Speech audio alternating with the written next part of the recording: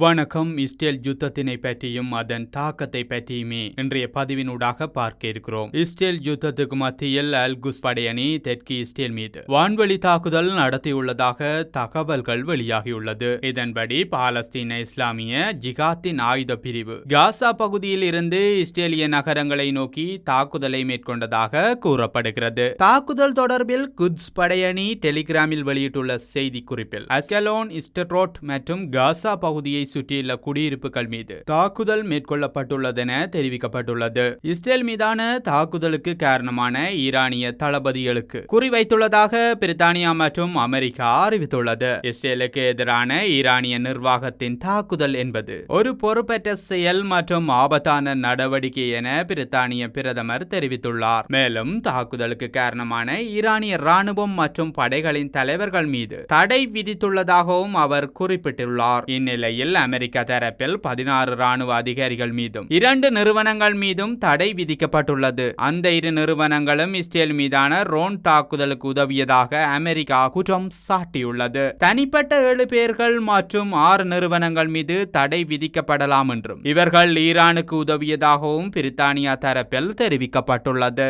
பெயர் வெளியிடப்படும் நபர்களின் சொத்துக்கள் முடக்கப்படுவதுடன் பயண தடையும் விதிக்கப்படுவதுடன் அந்த நிறுவனங்களின் சொத்துக்களும் முடக்கப்படும். ஏற்கனவே புரட்சிகர படை உட்பட ஈரான் மீது 400 தடைகள் விதிக்கப்பட்டுள்ளது. தற்போது கடந்த வார ஈரானின் நடவடிக்கைகளுக்கு எதிராக பிரித்தானியாவும் அமெரிக்காவும் இணைந்து நடவடிக்கை முன்னெடுத்துள்ளது. தற்போதைய தடையானது புரட்சிகர படை மற்றும் ஈரானிய ராணுவ தலைமையகத்துக்கும் பொருந்தும் என்று பிரித்தானியா அறிவித்துள்ளது. ஈரான் இஸ்ரேலுக்கு இடையில் எந்த நேரத்திலும் மோதல் நிலைமை ஏற்படலாம் என்ற பரபரப்புக்கு மத்தியில் ஈரான் ஜனாதிபதி இலங்கைக்கு விஜயம் மேற்கொள்ள உள்ளார். எதிர்வரும் 24ஆம் தேதி இலங்கைக்கு விஜயம் செய்ய உள்ள ஈரான் ஜனாதிபதியின் பூரண பாதுகாப்பை ஜனாதிபதி பாதுகாப்பு பிரிவினர் ஏற்றுக்கொண்டுள்ளனர். உமா ஓயா பல்நோக்கு அபிவிருத்தி திட்டத்தை மக்களிடம் கையளிப்பதற்காக அவர் இலங்கைக்கு விஜயம் மேற்கொள்ள உள்ளார். ஈரான் ஜனாதிபதியின் விஜயத்தின் போது ஜனாதிபதி பாதுகாப்பு பிரிவு மிக நெருக்கமான பாதுகாப்பை வழங்க உள்ளது.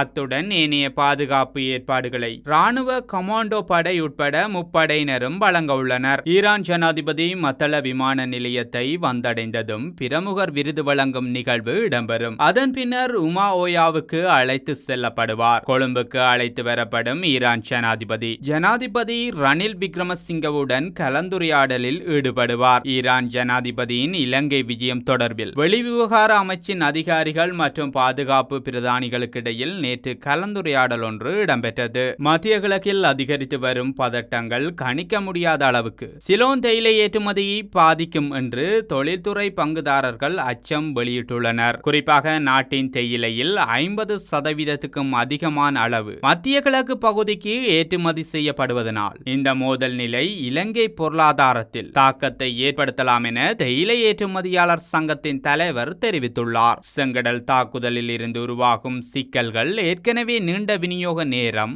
மற்றும் அதிக சரக்கு செலவுடன் தொழில்துறை பாதித்திருந்தாலும் மற்றவர்களுடன் வான்வெளியை மூடுவது போன்ற புதிய சிக்கல்கள் மேலும் சிக்கலை ஏற்படுத்தும் என தெரிவிக்கப்பட்டுள்ளது. இதனால் மக்களின் நடமாட்டத்தை கட்டுப்படுத்துவது, ஏற்றுமதி பொருளின் மாதிரிகளை அனுப்புவது மற்றும் ஓர்டர்களை பெறுவது என்பன கடினமாக்கப்படும். இது தேயிலையை நம்பியிருக்கும் மக்களின் விலைகள் மற்றும் உள்ளூர் வாழ்வாதாரத்தை கடுமையாக பாதிக்கலாம் என்று தேயிலை ஏற்றுமதியாளர் சங்கத்தின் தலைவர் தெரிவித்துள்ளார். வளைகுடாவில் மோசமான நிலைமை உடனடியாக தேயிலை விலையில் அழுத்தத்தை ஏற்படுத்தக்கூடும் என்று அவர் மேலும் வலியுறுத்தியுள்ளார். ஈரான் மீது கண்டிப்பாக தாக்குதல் நடத்தப்படும் என்று இஸ்ரேல் பகிரங்கமாகவே அறிவித்துள்ள நிலையில் மத்திய கிழக்கு முழுவதும் பதட்டம் பரவிக் கொண்டிருக்கிறது. ஈரானுடன் ஒரு முழு அளவிலான யுத்தத்திற்கு செல்வதற்கு இஸ்ரேலினால் முடியுமா? இஸ்ரேலுடன் ஒரு முழு அளவிலான யுத்தத்தில் ஈடுபடுவதற்கான வல்லமை ஈரானுக்கு இருக்கின்றதா? இஸ்ரேல் இந்த யுத்தத்தின் இடைநடுவே அணு ஆயுதத்தை